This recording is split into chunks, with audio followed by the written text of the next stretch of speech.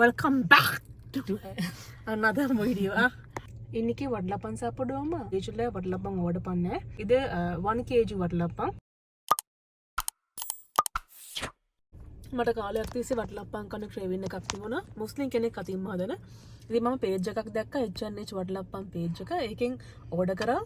දැන් මේ වටලප්පම්ගේ භාගයක්ම කාලේ ඉවරයි. මාරම රසයි.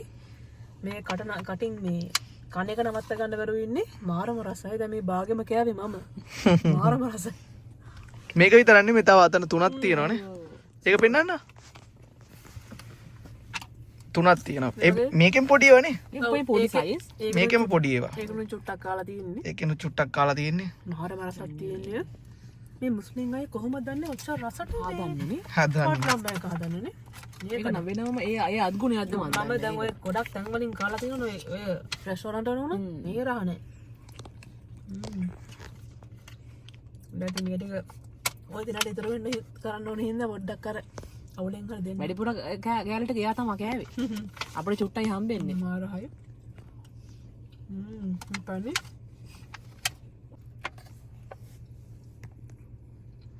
මම දෙයනේ. රසයිනේ. භෝජන කියන්නේ. රාජ භෝජන. පට්ට රසයි කියන්නේ. මෙච්චර රස මේක මම බලාපොරොත්තු උනේ නෑ. මාරම රසක් තියෙනවා ටේස්ට් එක. වව්. අපි ඉන්නේ කදානේ පල්ලියේ ඔන්න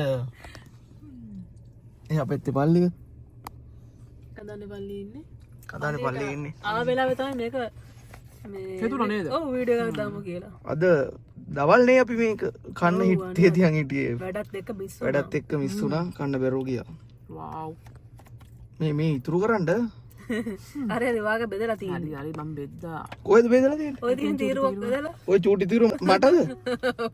මම දැන් වැඩිපුර මොනා කරන්නද? කමනේ මම රිවිව් කරන හින්දා මට තාන්ත දෙන්න වැඩිපුර ටිකක් ගන්න. ඕන මේක. හෙවන් එකට ගිහිල්ලා මං හිතුවා හෙවන් කතාව කියයි කියලා. ආයෙ කනවා වගේ.